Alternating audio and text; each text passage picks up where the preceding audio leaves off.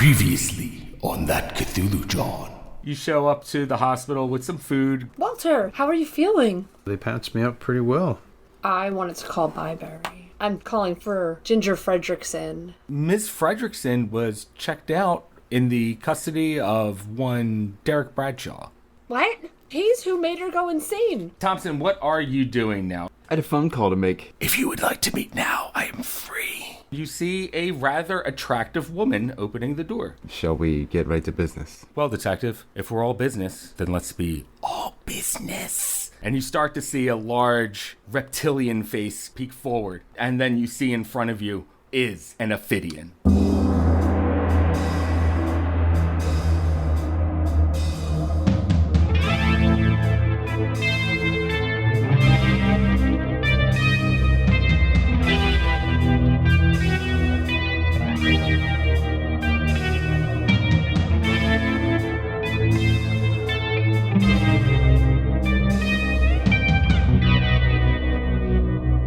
Welcome to that Cthulhu John. Hello, thanks for joining us for That Cthulhu John, episode 53. We are a real play Call of Cthulhu podcast. I am George, your keeper of arcane lore. And with me are my friends and investigators, Chad, What's up? Chuck, Oh, hey. and Jenny. Hi. All right, guys. So when we last left off, Detective Thompson had gone to a rather rundown house in Logan. Not a great neighborhood. Pretty spooky house. Some really big, nice old houses, though. It's true. Huge. But this particular rundown house was home to what first appeared to be a rather attractive woman, but of course turned out to be one of the serpent people. And Detective Thompson... My man finally seeing the truth. So you see this serpent-like figure, but man-sized. It With stubby legs. has small legs with retrograde joints at the bottom of them, but regular knees at the top. Its arms are longer than its legs. They're skinny and have very long fingers at the end of these arms. The serpent looks at you with its slitted pupils centered in yellow-green eyes. The rest of his body finishes morphing into its hideous form. And that's when, Detective Thompson, something snaps in your brain. Give me a sanity roll. All right. Get some dice together. Sometimes I hate my awful, awful luck. So I rolled a 79 out of my 73. Oh, beat. I know, You right? can't spend luck on sanity. Nope. So, Detective Thompson, you shout at the top of your lungs. Yeah. You take a gasp of air and then let it all out in a shout. You hear it, but it doesn't sound like your own voice, but you know it's coming from you. And you're going to lose 4 sanity points. All right. Just hang on to those for me. I'm going to come back for them. But the sanity points? Brings me to 69. All right. So you lose 4 sanity points and you start to run for the door. Run towards the door that you came in. You go to turn the knob turns, but the door won't open. You look up and you see that there is a top lock on there. And from behind you, you hear, You will find that escape will be quite difficult, Detective Thompson. You gotta jiggle it while you're turning. Just like kind of, you gotta jiggle it a little. Let me do it. It's an old doorknob, but I like to keep the aesthetics of the house original. Notice how the paint and all the doorknobs match? I'm sorry, I couldn't help it. I guess I just keep turning that knob, we're... so you have like 1 foot up on the wall, like trying to pull the door? Yeah, I guess, is the Ophidian coming up behind me as I'm at the door, or are they just still standing in the same spot? You don't hear them approaching, but you're not looking towards them, so you're not sure. All right. Well, when I find difficulty with the door, I probably spin around with my back to the door, kind of see how it proceeds. This monstrous figure holds its hands up, and he says, Do not fear, detective. I am not going to harm you. My name is Rogfim, and I must warn you that Chief Sambor's real name is Igthil, and he has come to realize that you have knowledge of our race, Detective Thompson. He's one of you. Damn. It's all real. It is all too real, Detective Thompson. We can smell hormones that you involuntarily expel. When Igthil placed the cassette tape that captured him killing the man in the interrogation room, he could smell the fear coming off of you. You stink of it right now. You have eliminated our cultivator of the Black Lotus, and that is one step closer to stopping Igthil, Marduk, Higfrit, and the others. I don't even know what's going through my head, honestly. I don't even know how much of that I would retain. well, he starts to approach you slowly. Get back. I'm armed. Just stay over there. He stands back and puts his hands up again. Am I able to, like, talk? You certainly can try to talk if you'd like. Just keep my hand up. Still kind of fumbling with the doorknob behind me. Mm-hmm. I'm trying to get the lock, I guess, but You look up and you see that the lock has a keyhole on it. It's not like one of the turn locks, the top lock, you know. yeah, I'm done so. How do you know who I am? How did you get my address? He says, I work at the police precinct under assumed identity. Different from the one that I already saw? I have many human forms I can take. Why are you telling me all this? I don't understand. He says, why have I chosen to help you? Well, over the past 100 years, I have grown an appreciation for humans, living through and impersonating them. I have learned of your capacity for both love and hatred, for acceptance and war. Your invention of television has not only helped us learn human languages, but show me your unmitigated capacity for imagination, storytelling, both moral ambiguity and justice. Your race is a fascinating and fragile one, whom I have come to identify with, and do not wish to see it come to a gruesome end. However, that does not make me any less of an Ophidian, and I do not want to see my race destroyed either. I don't... what am I supposed to do? I mean, I know there's 7 of you. What am I supposed to take care of all them? I have not spoken to the others directly in a very long time. It has been 20 years since the last time I have come face to face with them under my original form, or any form that they already knew that I had assumed. So Gregor doesn't know you work at the police station? He is unaware. But yet he can smell my fear? Damn.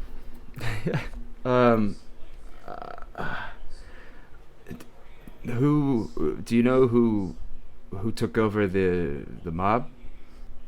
Or do you know their names? How to find any of these? Oh, I see what you're saying. Try to narrow down some names here. The ones that are in your organized crime group are Marduk and Higfrit. I see. The imposter chief of police is Igthil. And you are Rogvim? Rogfim.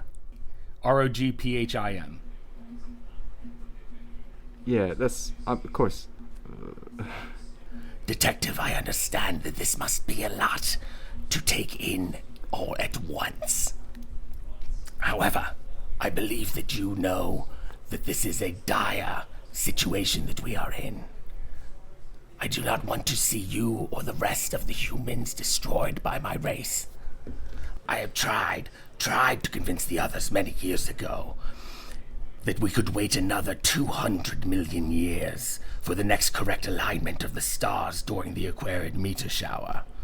Your race by then should already be extinct at the rate you are destroying the Earth, and the environmental conditions will be more suitable for us. My cohorts, however, are not as patient as I, and will do anything to have our once great race achieve supremacy again through the slaughter of all humans. That's pretty scary. I mean, I still don't understand what you expect me to do. Just go and assassinate these guys one at a time? I mean, do they have any weaknesses? Is it possible to hurt these things or put them back to sleep? I do not relish being called a thing, Detective. Of course, yes, right. Calm down. Sorry. Watch your mouth. Ophidians. Is there any... We are, What do you call it? we are adverse to the cold. I mean, it seems like jackets are enough. Coats. But yeah, I suppose so. Lenny, I think he had a plan involving that. Are you the only one who knows about the Ophidians as far as you know? No, I was told about them from somebody that was working with your buddies Marduk and Higfrid. He unfortunately has passed. They got to him. But there are a few more, as far as I know. A group of scholars. They're not really combatants. So you do have someone who has book knowledge. Yeah, speaking of which, there's apparently there's a whole slew of books that involve a lot of things. It includes you guys, but one of them is missing. A volume and A volume of books about the Ophidians? seemed to. I mean, I don't really know if that's what it was about, but some of it was, yeah. This is strange. I have never heard of such a book. Our existence is supposed to be a secret. As far as I know, there's at least one other book that mentions you guys, and then of course the cult.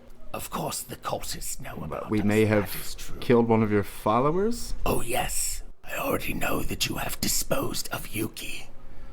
Speaking of which, Detective, And he turns around and goes into the kitchen. And, well, do you follow him into the kitchen? No, I think. I mean, with the failed sanity roll, I think I'm still trying to get out. And if he is trying to get away, I might try to pull out my lockpicks. Okay. I mean, much as I want to stay and talk to him. well, that's up hopefully to he you. If you're catches still trying to get away, that makes sense to me. Yeah. You just want to try to get away from the source of everything, of your, fear and insanity. Preservation mode a little bit. Yeah, it makes sense. So while he goes to the kitchen, you can give me a locksmith roll if you want. Suddenly I feel like I'm trying to escape, like, the house in Texas Chainsaw or something.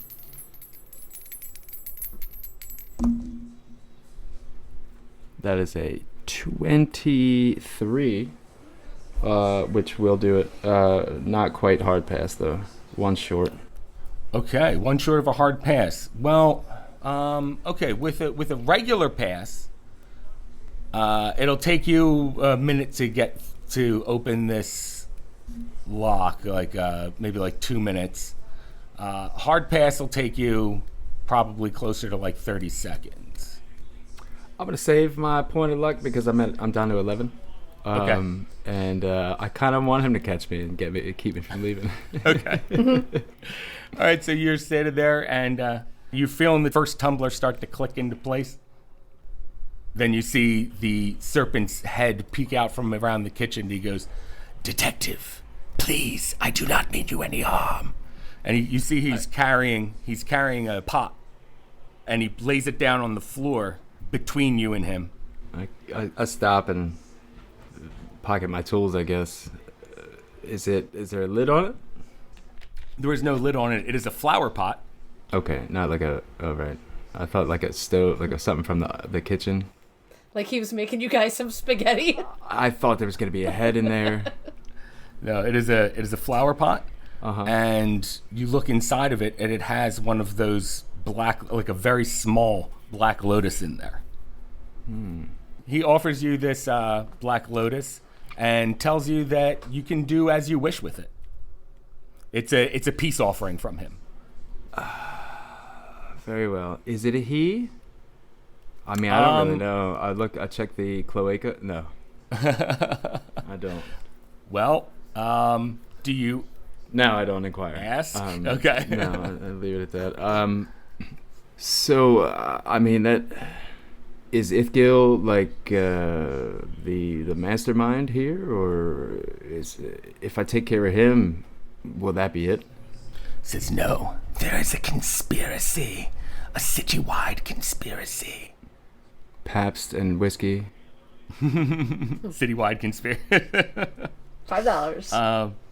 There is a conspiracy, a citywide conspiracy. Not only is the chief of police one of us, the mayor is as well. His real name is Glaxoth. Glakzoth. Thanks. That's easier to spell than I thought. Yes. It's probably harder in there. So, Mayor Good is one of us now. His assistant is as well. really? His assistant, Miles Pearson. Miles Pearson is the Ophidian name. Kaolobal. Kaolobal. That's what I got. Neat. Miles. Mayor. Secretary. So that makes 1, 2, 3, 4. There's one I don't know about then. If there's 7 that are awake, not that you mentioned that, but I may have heard that there were 7 that... Oh no, you did mention that, right? No, how did we find out about the 7 heralds? Yuki told Yuki. us. Yeah, the And by us, I mean Heather. The real Oh. investigator here. but we all talked about that in the car. Yeah. Well, yeah. Yuki mentioned that there were 7 heralds awake. Says, yes, detective, I am the 6th of the heralds. There is one, however, that is not accounted for. None of us know where he is gone. That is the herald known as Drelbith. Ooh. Drelbith. He sound like a Biff. I wonder. Oh my God, is it? So I mean, you guys can't identify each other in your disguises? There's nothing that clues you in if another Ophidian is around? There is no distinguishable way to tell us apart from a human when we are in our disguises. So Drelbith is the wild card here. Could be anywhere. Could be across the world. Could be sitting in front of a TV. That would be ideal if he was the only one that agreed with you. One less to worry about. He says to you, He says, yes, we have all grown to love your TV. You know what'll rot your brain. It has proved a useful device. It's great for killing time, that's for sure. Do you think they learned from Sesame Street, all cute? Oh, I hope so. Them so cute. That is where I learned your human numbers. 1, batty, batty, batty. 2. I like the one that lives in the trash can. His little worm friend is the cutest. Oh my God, Slimy! They probably love fucking Slimy. It is the cutest. Whatever happened to Barkley the dog? That was my favorite. right. Yeah. Says, detective, I realize that this must be a burden on your mind. That's all I'd say. However, I wanted you to know that the threat is very real. Well, I'm learning a lot in a very short amount of time. You'll have to excuse me. I never knew there were Ophidians among humans. Never knew anything like this was real. Some of the other people I mentioned have some other odd stories as well. About strange things, monsters, creatures, and rituals, for that matter. This serpent person spins his tail around in a circle and sits on it like it's a chair. That's awesome. I am jealous.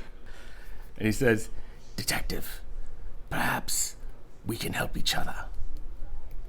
I do not wish to see my race or myself destroyed, so please do not tell anyone of my existence. And I will help you as much as I can to help preserve the human race. If I talk about it, I'll say it was an anonymous tip. I'll obviously have to share some info with anyone that might help. Yes, that is understandable, Detective Thompson, but please do not give my location or my heritage away. Sure. I'm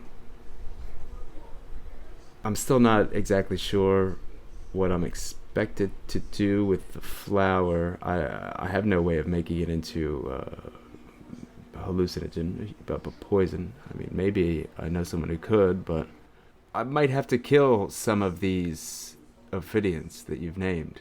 You realize that? I mean, it's the only way to stop it. He says, I do realize, Detective, that this will be the only way to put an end to it. They will stop at nothing to try to extinguish the humans. Now, what is it that is going to occur that wakes up the rest of your Ophidian people? How can we stop that specifically? He says, I'm not exactly sure what the entire plan is, Detective. I know the placement of the pieces on the board, but have no idea how the chess game is supposed to play out. I see. Is it because of your aversion to the others? Yes. This Ithgil, or Igthil, Sambor, is he the leader of this group, or would it be Galaxoth, the mayor? Or, I mean, is there any way maybe taking out one will, topple the other pieces, so to speak? Depending on what the plan is, would determine on who to take out. Would we have to take them all out? I'm not sure. So I have to find one of them that knows anything and interrogate them, perhaps, under the effects of this hallucinogen. Now, they will be much more susceptible to your questions under the effects of the Black Lotus, Detective. Is the Ophidian, are your people resistant to poisons or toxins at all? Because apparently they seem quite adept at using them and injecting them through fangs, I assume? He says, yes, Detective. We have much knowledge of toxins and poisons. We have a venomous bite as well, much like some of your regular run-of-the-mill snakes. Are you resistant to poisons and toxins? Are there any that you're not? We are resistant to all snake venom. We are resistant to the Black Lotus, however, we are not immune to its effects. Okay, so I gotta go with a big dose. That would be the best bet, Detective. Multi-dose it. Now, who do you think might know the most? I might be able to get closest to Sambor, technically, but if he's on to me, maybe one of the other ones doesn't know yet. I'm gonna go for them. Any idea? The ones that are in the Mafia, I think, would know most of the plan, at least. Okay. If you can interrogate them. That's fine. That actually works out well.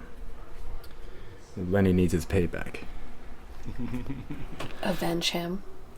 Avenge. I need my brain to chill for a minute. You might want to move on to something. All right.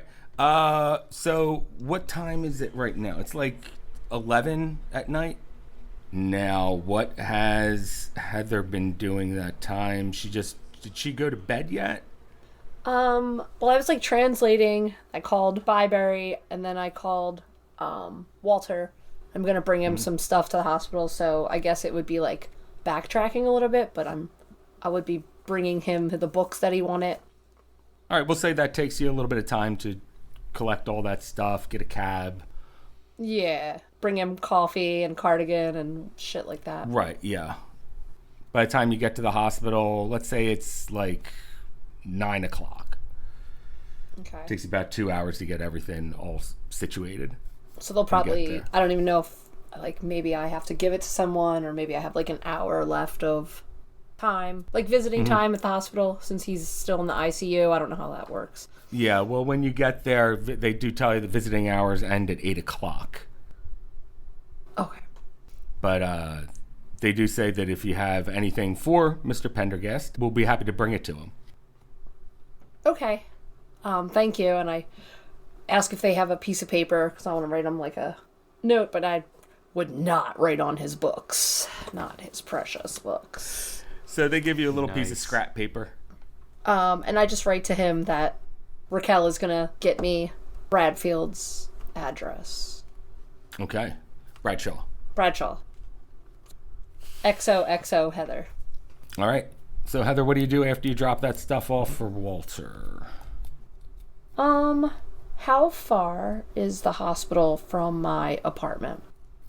How are you getting there? I would get a cab, but if it was super far, I'm assuming she doesn't have.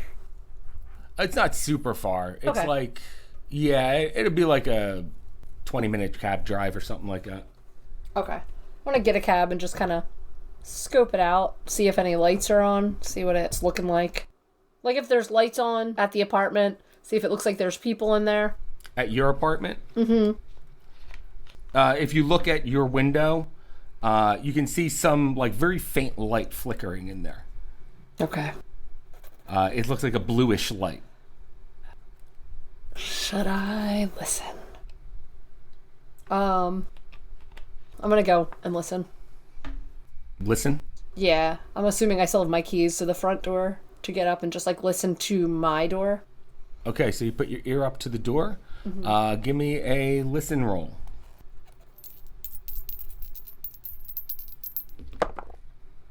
$36. Yes. 36. I have 50. Out of 50. All right. So as you're listening through the door here, you hear someone kind of talking back and forth a little bit. It sounds like two people having a conversation. But then you hear what sounds like some old lady say, "Where's the beef?" And does it sound the same like volume and tone as the previous two voices? Like it's all coming from the TV? Yeah, it sounds like it's all coming from a TV. Okay. Is the apartment door like lined up to where there would be a place to like dodge around a corner or go down steps if I was to knock on the door and then slink away? The door opens inwards. Right. I mean, you can kind of peek in and then jump back if you need to. All right, I'm going to do that, but away from the door. I just want to see if it opens, if I like bang on it. Okay, you going to use your key? No, I was just going to bang on it. Oh, wait, I could just open it. It's your apartment. I know, but I kind of want it like the lead on like getting away if it's Bradshaw. You know what I mean? Like I want it to not go towards the door and just see if I see the door open or any light come out of it. I see. Okay. I don't want to be close enough to be grabbed. Right. That makes sense. All right. So you knock on the door and you wait for anything unusual. You keep your ear up to it after knocking. Okay. And you just hear the TV still. You don't see any other lights come on underneath the door or anything. Okay. It seems like just the TV's on in the apartment. Okay. I'm going to look in. I'm going to use my key. Okay. Put your key in, turn the lock, open it up. And you see the faint glow of the TV illuminating the room. You don't see anyone in the room as you look around, though. Okay. You turn and look in the small kitchenette. Doesn't seem like anything's weird. No one's there. Look around the other corner towards your room. Your door's closed. Doesn't seem anything's out of order. But then you turn and look down the hall further towards Ginger's room. You see the doors open, and like there is just like a pile of shit, like clothes, and you see like shoes, trinkets, and things that are just kind of spilling out of her door. Okay. But I don't hear any movement. I don't... Nope. Alright, I'm gonna go look and see what's going on in her room. All right, so you go into her room, and you see her closets have been emptied. Her drawers are all pulled open from her dresser, and you see like a bra hanging off of one of them, and it looks like someone came in here and just like took all her clothes. Okay. Do I see any books laying around? Let's have a spot hidden roll. Rosie.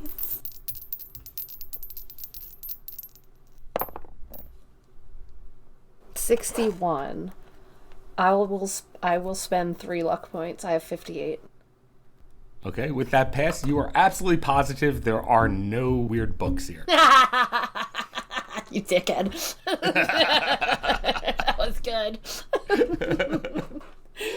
You even had a face like, ooh, I don't know. Maybe there are books around. You should probably do it. In my head, you're talking like Adam Sandler. Oh, hoping no. Where's the books at, Heather? It was really good. It's making Chuck so mad. I'm trying to eat here. Okay, if I see any money, I'm gonna take jewelry and money, and I'm gonna roll out. Okay, there is some jewelry in there that's still there. You know that Ginger only wears real jewelry, so all that gold jewelry that's in there, all that sterling silver is all real stuff. She didn't seem to take much of her jewelry with her, but she did take where she keeps her cash. You see, in fact, there's a couple of coins and bills that are on the floor in front of her cash box. No, like, Mac card laying around. Her pin's probably her birthday.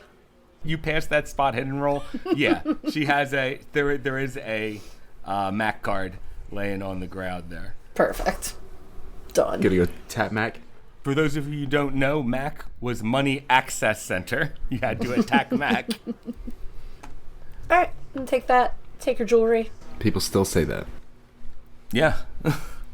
Take your jewelry, take some of the cash that's there, and her Mac card. Mm-hmm. Not that you know her. It's probably her birthday. Come on. That's what everyone's is, right? Isn't everyone's just their birthday stuff? That's the pin. All right, so you grab all that stuff. What else do you do while you're home? Maybe a bag of clothes for me. Okay. I guess that's it.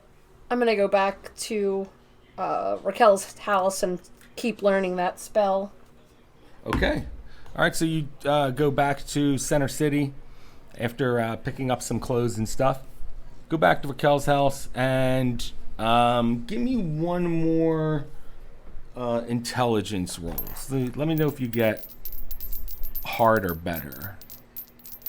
That's what she said. Oh yeah, 31. I got 85. That's a hard pass. All right. So these words, not while you're writing them down, you're going back and like rereading them, and you're like learning the first half of it quicker. Then you add a little bit more. You're like studying it as you're writing it down. You're starting to pick this up pretty quick, actually. Sweet. Phonetically too. Nice. So wait till I'm a fast fireball.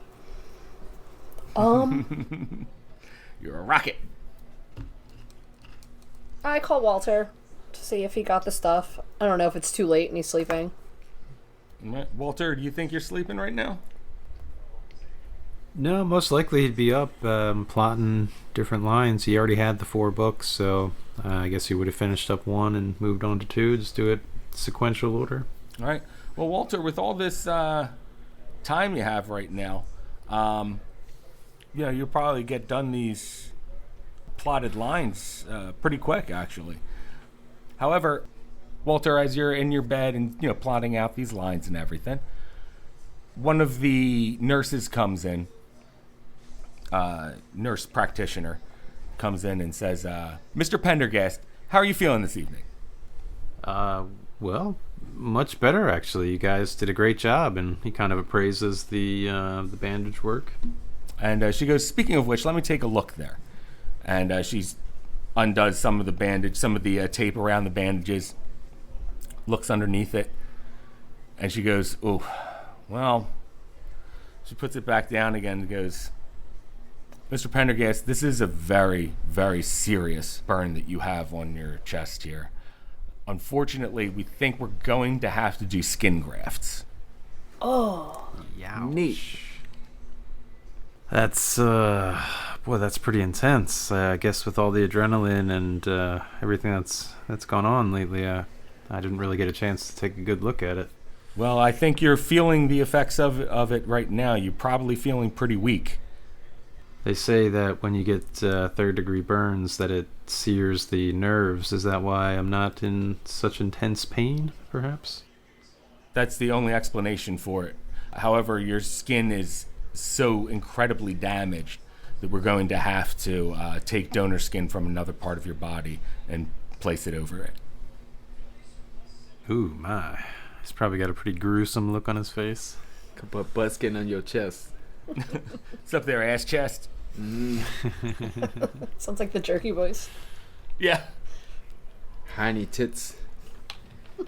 Tiny tits. Oh, man.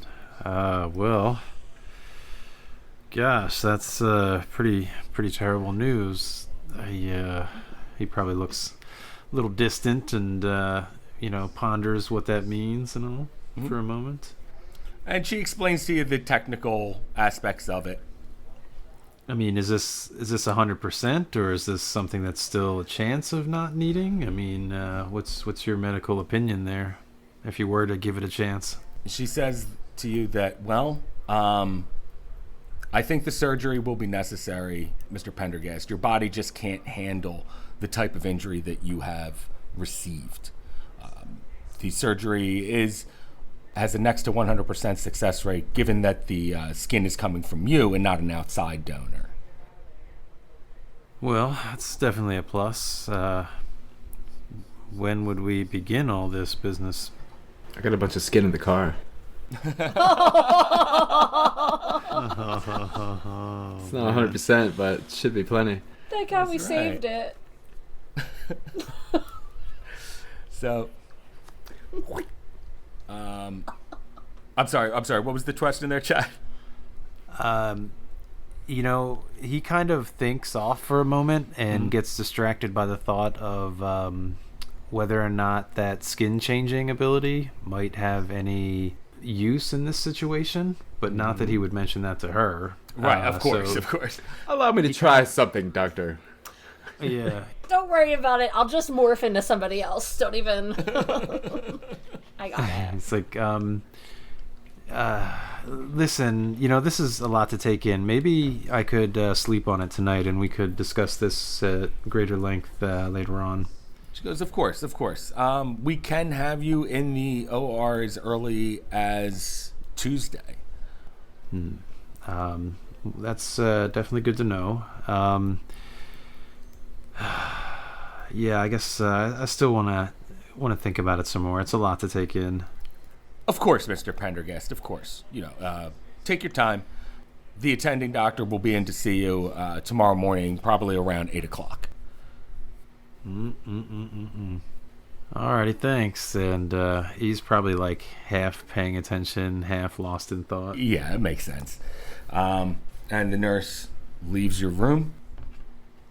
And he kind of sighs, looks down to the floor, kind of palms his forehead, just looking pretty sad, I guess. Yeah, Walter, things ain't going your way right now. But let's go back to Detective Thompson. What is he doing in the face of this serpent person, this Ophidian, who's trying to help you stop the rest of them? I wouldn't say I'm comfortable with him at all. Oh, no. But, No. He's still standing away from you with his hands in the air. I was having fun watching you guys. I forgot to think about it. I do it every single time. Yep. I get so invested in what you guys are saying. I'm like, oh, what's Heather doing? I don't know. Probably sleeping. Let's go back to what everybody else was doing. Sleeping. Obviously sleeping. Some cereal, a little peanut butter toast. I'll tell them we're doing the coffee. I go back to bed. Mm-hmm. Nice. I mean, it's all so much to think about. I need some time. I don't really know what else I can accomplish here right now. He says, understandable, detective. Please, take some time to digest all of this information. How should I contact you? You have my number. All right. I'll try to keep from calling it from home. Just in case. A good idea, detective. Now, this employee at the precinct has a different number, I assume? Give me a psychology roll.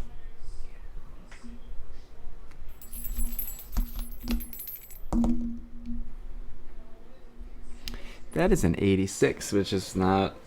No, it's not 40. Come on, Nope. Chuck. I want to know. Is it the girl that has a crush on you? Is it the guy that's obsessed with you? Who is he? Mostly asking for your safety and mine. If they're looking at my records, they recognize it. Well, he says to you, Of course, the number is not the same, detective. I guess you've been around a lot longer. Silly me. It seems like I got a lot of preparation to take care of. And that doesn't even begin to... mm-hmm. There had to be 7, huh? Had to be 7. 5 that we know of that we gotta worry about. Yep. I hope Drobeth is like a surfer or something cool and he just doesn't care. He's just like off doing his thing. Cowabunga dudes. Sup, bro? No, man. I'm not like my friends, bro. Like, I seriously, I'm totally chill with the human race. Like, you guys and me, nah, man, we go way back, bro. It's cool. That guy sounds alright. Yeah, he Yeah. does. I'm just trying to shred Kemosabe. Fucking A, dude. All right. So, do you guys go home all rest up? Well, I mean, Walter doesn't go home. I excuse myself. I kind of do like a circle around thing after I ask them to open the door. Stay at least at an arm's length. I'm pretty nervous still. Okay. I got my hand in my pocket on the taser, just in Keep your case. hand on that thing. But I think get some sleep and begin to prepare something tomorrow, I suppose. Put together some plan. All right, so you back out of that door slowly, and as you're backing out, you see the serpent person start to change back into that female figure. Look at this sexy lady. Oh my god, that's Yeah. cool. Yeah, he's just. Yeah, you see his structure of his face start to elongate into more human face, and then I don't like that. the nose starts to grow out of its nostrils. Yeah, Weird. but it shifts into a human form. And then my sanity shifts back to 73 from 69. 69. He's shaking his head no for the No. listeners. It's a very disappointed face. I tried. No. I tried, George. That's the power of magic. Yes, it is. It's the power of love. It's a curious thing. Okay, so everyone kind of crashes out for the night. Heather, you crash at Raquel's house. Yeah. Okay. After a long night of translating and interpreting and spelling things out phonetically, Heather, give me a Constitution roll.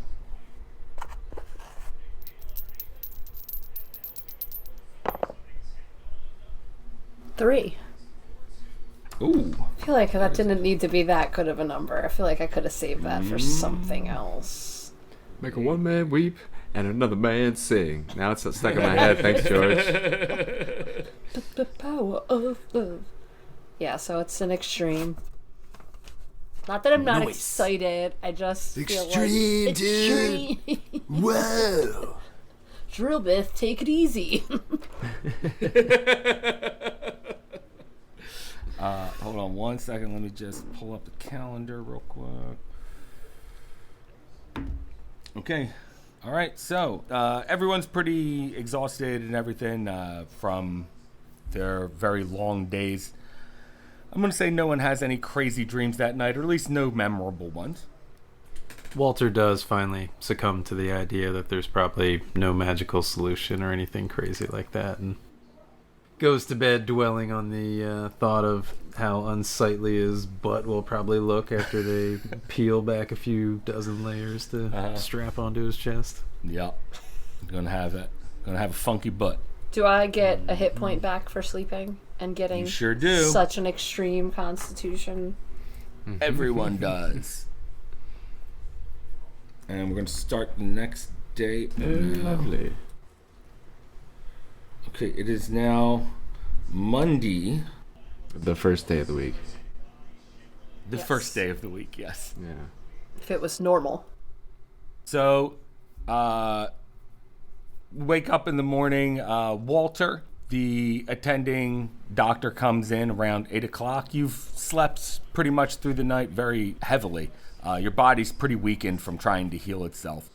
Imagine they probably got to be dosing me up with painkillers. So Oh, yeah, yeah. And, probably got a little IV drip going. Right. So the attending doctor comes in and wakes you up, and he goes, "Oh, Mr. Pendergast, sorry, didn't mean to wake you there, but my nurse came to you last night and probably discussed with the possibility of the skin graft surgery." Yeah, she did. Says, "Well, it's my medical opinion that it is going to be beneficial. The benefits will outweigh any sort of risks to it." He nods. Yeah, I guess there's not many options. I still haven't really seen it all that well, but I'll trust your opinion on the severity of the wound. Trust me, it is a bad one. It's one of the worst centralized ones that I've seen in a long time. Well, I'm thankful for your care. He says, we'll be taking good care of you, Mr. Pendergast. I'll have my scribe come in and draw up the paperwork for your surgery for you that you can sign." Scribe? What's a scribe? Is that a real thing? What, having a medical scribe? What's Yeah. a medical scribe? I was They're feeling like- medieval fantasy. No, medical scribes, like, the doctor will just say things and then someone else writes them down in the chart. Huh. Yeah. I told you guys I barely have a grasp on the English language. I told you. Somebody got to write it down in 1985. Long story short is what I'm thinking. So you sign up for your surgery. They say they're going to get you in tomorrow for that. But you have all day to just work on these books that Heather brought you. After the doctor leaves, you look over and you see a pile of books next to your bed. And there is a note on there from Heather. And it says... Shit. It's held there with a knife. Yeah. What does the note say, Heather? It just said that I'm going to get Professor Bradshaw's address off Raquel in the morning. Okay. Got you. Right. Well, it's good to see that things aren't slowing down with my impeded progress, he thinks to himself. And anything you want to accomplish in the hospital today, Walter? I mean, you're kind of bedridden. So, with the things that you brought there, Heather, was the translated version of what Raquel was working on with those things? Mm-hmm. Oh. I have my own copy now since I'm still doing it with her, but you have everything that was up to date as of yesterday, I guess? Oh, like all the spells? Oh, I see. No, you were only working on one. And you were working on one, too. Mm-hmm. Okay. You each were working on a single spell. Yeah. Okay, so just those two. Mhm. That's good to know. Well, he kind of, I almost want to say like greedily, like not snatches it up, but like, you know, he acquires it and kind of looks around to see if he's like alone for a moment that he can kind of devour this knowledge. I see. Okay. He'd probably start to look over that, putting the the lines aside for a bit. I mean, he must have gotten some progress with them yesterday, so. Absolutely. You're coming along pretty well. Yeah. Just too many lines. Books and books of lines. Just lines. So tedious after a while. Not even gonna use it. Tesseract, hypercubes, and shit. We don't even need it. We'll stop He it. certainly doesn't want to use it, but Yeah. I think as a fail-safe, he wants to be ready in case they do need to use If it. you don't get a skin graft when you age 10 whole years, will that skin be back? You know? Right? It's just because it'll probably grow back in 10 years. It'll probably look gross. Oh, it'll definitely look gross. Let's go to what Heather's doing. Heather, you wake to the smell of coffee and bacon. You wake up, look around, and you see over in the kitchen that Raquel is there. She's in already in a pantsuit. And she is frying up some bacon. Looks like you see some toast pop out of the toaster. She grabs that, puts some butter on it, puts some on a plate for you. And she puts a plate on the dining room table and says, "Oh, you're awake. Good. Here, come over, have some breakfast. I got to get out of here. You can lock up behind yourself, but I got to get to class." Oh, thank you. Good morning. Would you mind getting that address for me? I mean, I know I'm living in your house and eating all your food, but can you do me another favor and get me Bradshaw's address today? She says, yeah, well, when I said lock up behind you, is there a place that I could call you that, isn't here? Yeah, just, I guess I give her Walter's number. I'll just go to Walter's house. Okay. I don't know if that's dangerous, but I'm gonna go there. So she says, okay, I'll give you a call at Walter's house then. All right, so that's where you're going to head off to. Anyone else have anything you want to accomplish today? Any goals? I assume I have to go to work, or at least show my face somewhat, right? Yeah, you Like do. everything's normal. So at least for the morning, I'm gonna do like whatever paperwork I'm probably behind on. Okay. You know, I'm sure this shit builds up. I see it in TV shows. And as you're going through your paperwork on your desk and, your blinds are open, you see these cops, walking by. You see different officers going through, uniformed, ununiformed. I've been practicing breathing all day and Yeah. staying calm. And I'm gonna beat this, and he's not gonna catch a whiff. Not gonna smell it. You gotta just meditate. He's not gonna smell none of my fear stink. But I'm eyeing everybody as they go by. Exactly. Yeah. Eyeing them up. You're like, is that the Ophidian? Is that the Ophidian? Doing my paperwork, I'm calm. Oh, not even for the Ophidian. I was thinking more Sambor. I'm worried about. Gregor Sambor. Yeah. I mean, that makes sense. Which one's that one? Igthil? Igthil, yeah. Mm-hmm. We'll call him Iggy. Iggy. I would call Walter, I think, at some point, too. Okay. All right, so as you're doing your work, things are kind of boring at work right now, but no one has bothered you in your office or anything like that since you've entered into it. So after about an hour or two, you decide to call Walter. Mm-hmm. Walter, it's approaching noon at this point. Cool. All right, and you get a phone call on the telephone next to your bed. You hear it ring. Probably pretty stir crazy and picks it up rather quickly. Yeah. Maybe by the first or second ring at best. Walter, it's Detective Thompson. How are you feeling?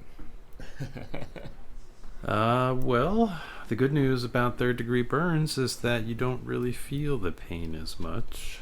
But there was discussions of skin grafts, so that certainly comes with deeper concerns. But the doctors seem to think it's the way to go. You haven't really seen the wound, but I mean, I'm inclined to agree with them and take their advice. Been trying to keep my face bandage clean myself. How does that look, by the way, George? It's like blistery on your face right now. Yeah, all right. Yeah. You know, I think I overheard something about visiting hours till 8 o'clock. If there's ever any updates, and want to stop by for some coffee that isn't terrible, maybe you could bring some because the coffee here is terrible. We could talk and catch up sometime. I'd like to go over some things anyway.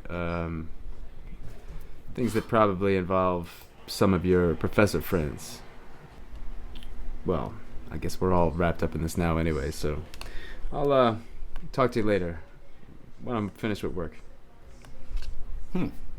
Okay, that sounds great. I'll be here. It's kind of boring. There's books, but can't really do much, so I'll look forward to your call. And I hang up. Click. All right. So Heather, you had your you ate your little breakfast up there of bacon and toast. You went to Walter's house. Come around noon or so, Walter's phone rings. I answer it. And you answer it. Very good. You say hello, and the other end go. You hear Raquel's voice go, "Heather, is that you?" Yeah, Raquel, it's me. She says, "Oh, okay, great. Listen, I have the address of Professor Bradshaw. Here, let me give it to you." And she gives you the address, and it's in Westchester. Damn. Okay. It's around noon.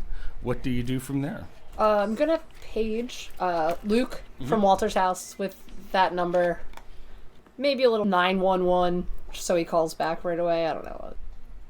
Okay. All right, so you page with Walter's number, right? Mm-hmm.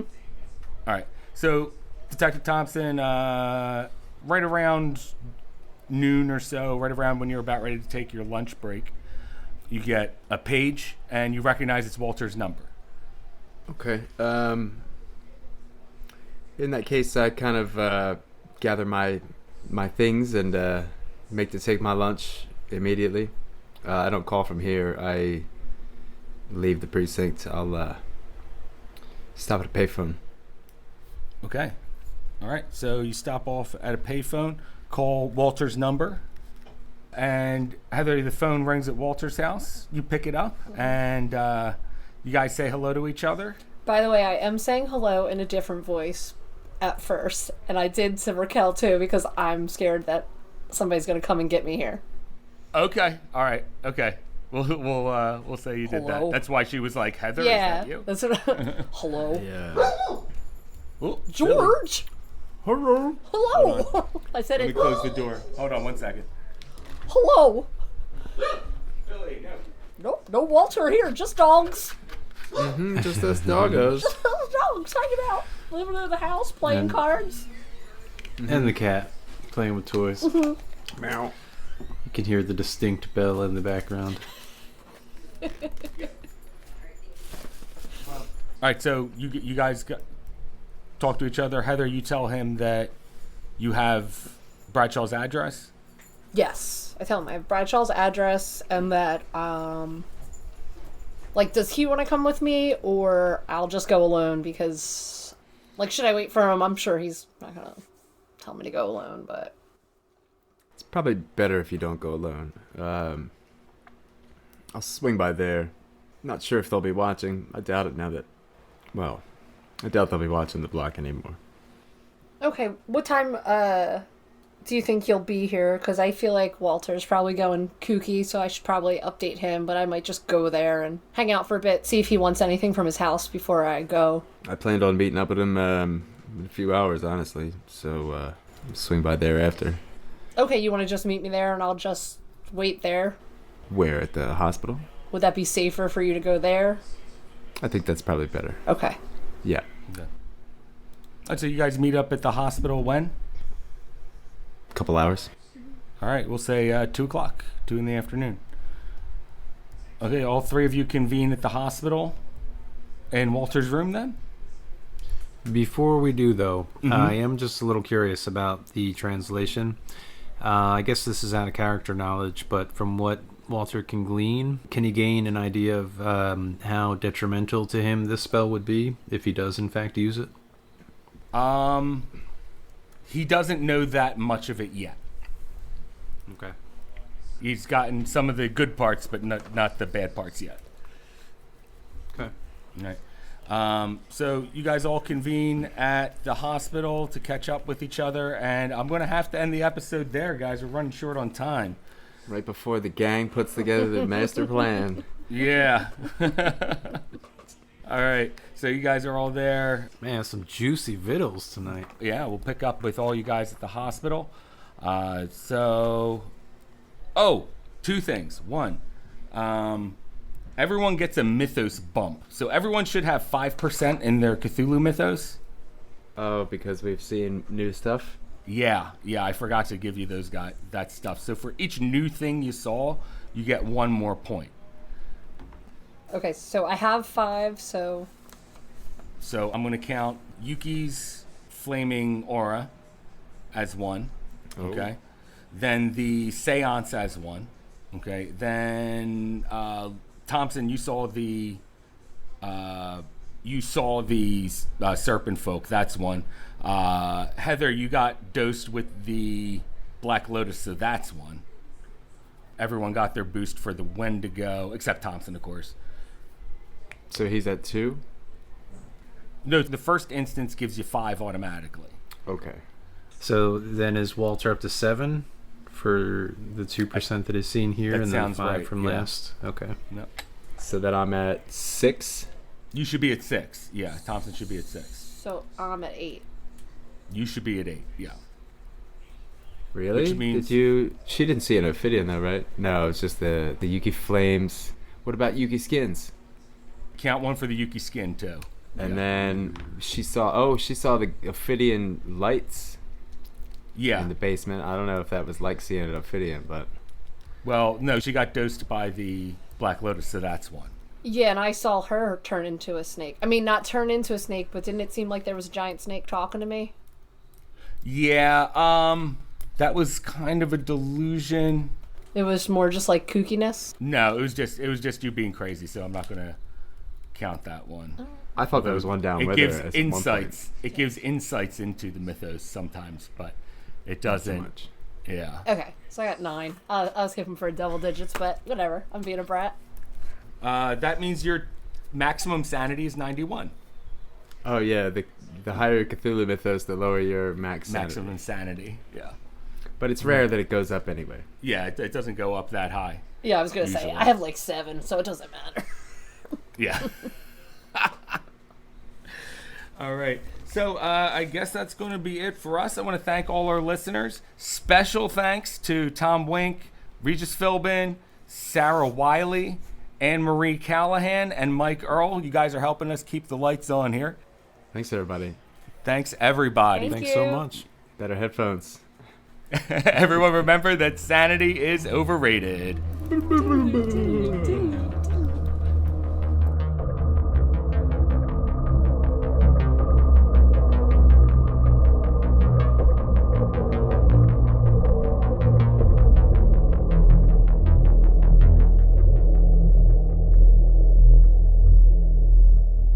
Yeah, it's not Sunday. This is a part of the weekend. So stupid. I don't understand it. It's crazy. It's just like daylight savings time. It doesn't make sense. I think last year I heard we weren't doing that anymore, and then I've heard this that year for like here the we're last doing 5 it again. years. Every year they're like, I heard it was the last one. Oh, Yeah. I'm so over it. I do like to fall it's back, stupid. but springing ahead hurts. You can't like not do it though. Yeah. Like, if you not? don't do it after like 25 years, anybody who's like planting crops, like it'll be off a significant amount. It's weird. What do you mean? Why can't they adjust their own clocks and get up earlier? exactly. And I can get up at the same fucking time, What do you think the percentage of farmers is to everyone else? right? I mean, hey, everybody's got to eat. Everything's on automatic timers now. They got like robots doing all that Yeah. shit. They can calendar. I got a freaking vegetable garden, and guess what? I still know how to do it. I don't believe you. That doesn't make sense. What, that I have a garden? No, the I other know. thing about. I think I'm actually confusing it with leap years, but Oh yeah, that makes more sense. That's what you said. Yeah, I'll leap years. I would leap backwards too if they wanted. That would be neat. Like But the that. time thing, I can't. It hurts. It hurts so bad to do it anymore. I feel like they're just like fucking with us. fucks up sleep for like a month. I don't really get it though. Like, doesn't everybody's phone just like do it automatically? Like, I don't Yeah, see but the deal. I feel the effects. Like, you know, my body knows that it's weird and That I'm stupid. waking up Like, earlier. why readjust twice a year? Nah, I wish they would just do away with it like they keep saying they're going to, but never fucking know. Anyway, it is Monday morning. Yeah, you're welcome, listeners. Yeah, and that will be the episode of that Daylight Savings Time podcast. There you go, Bring it louder. Patreon New subscribers. You just heard us yell about Daylight Savings Time. Rant like a bunch of old people about daylight saving.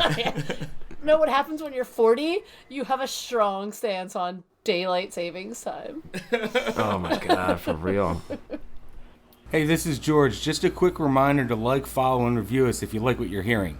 And if you want to support us and make our show better, head on over to our Patreon.